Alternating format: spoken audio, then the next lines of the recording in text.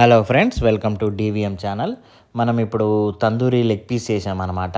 ఎలా చేసాము అనేది ఇప్పుడు చూశారు కదా, అంత బాగా వచ్చింది. ఎలా చేసాము అనేది చూపిస్తాను. పూర్తిగా వీడియో స్కిప్ చేయకుండా చూడండి.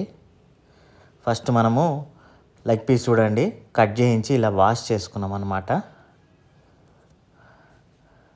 చూడండి, కట్ చేసి అలా వాష్ చేసుకొని పెట్టుకున్నాము.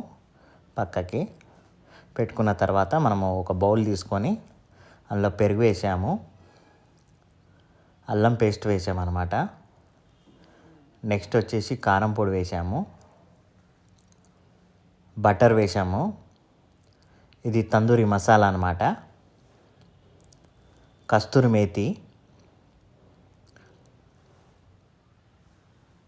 మళ్ళీ ఇందులో కొంచెం ఆయిల్ వేసుకోవాలి. అప్పుడే మనకు మసాలా అనేది కలుపుకుంటే మంచిగా వస్తుంది.